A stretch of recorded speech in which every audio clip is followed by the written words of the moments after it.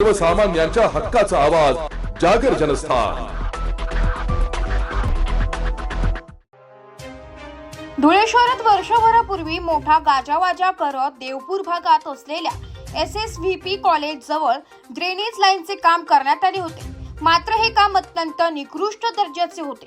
धुळे मनपा आणि तत्कालीन सत्ताधारी भाजपा विरोधात अनेकदा शिवसेनेने आंदोलने केली, मात्र या आंदोलनाचा कुठलीही दखल घेण्यात आलेली नाहीये।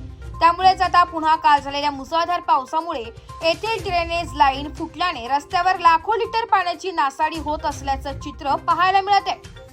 आणि या ठिकाणीच ठाकरे सेनेच्या वतीने भाजपाचे झेंडे लावून त्यांचा निषेध यावेळी करण्यात आला। काल धुळे शहरामध्ये मोठ्या उत्साहाने आणि मोठ्या जोराने पाऊस झाला। भागात ॲड्या कॉलेजजवळ आणि SSVPच्या गेटच्या समोर आता चालू नवीन रोड झालेला आहे। डांबरीकरण एवढा खर्च करून संघ डांबरी रस्ता केला गेलेला आहे, त्याच्यात अंडरग्राऊंड गटार गेलेली आहे। त्या रस्त्याला एवढं मोठं खड्डे झालेले आहे आणि बाजूला चेंबर आहे, ते चेंबरचं झाकण काल अक्षरशः त्या पाण्याच्या प्रेशराने वरती उडालं होतं।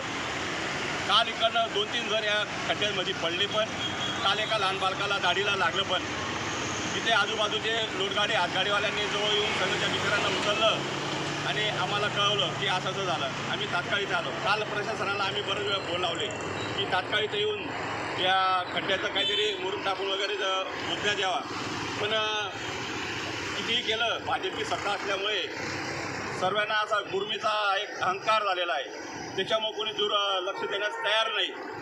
काल आम्ही एवढं फोन करून सुद्धा शेवटी मग अक्षरशः आम्हाला इथे विचार हॉटेलवाल्यांनी हे ब्रॅकेट लावून इथं रस्त्या खड्ड्याजवळ ब्रॅकेट उभं केलं, तरी अजून प्रशासनाचा आतापर्यंत कोणाचंही लक्ष नाही आणि कोणीही अधिकारी इथं उपलब्ध झाला नाही आणि इथं याची व्यवस्था केली नाही। त्या अनुषंगाने आज आम्ही शिवसेनेच्या माध्यमातून देवपूर शिवसेना उद्धव बाळासाहेब ठाकरेच्या वतीने आज आम्ही महानगर प्रशासनाचा निषेध नोंदवतो आणि राज्य सरकारचाही निषेध नोंदवतो।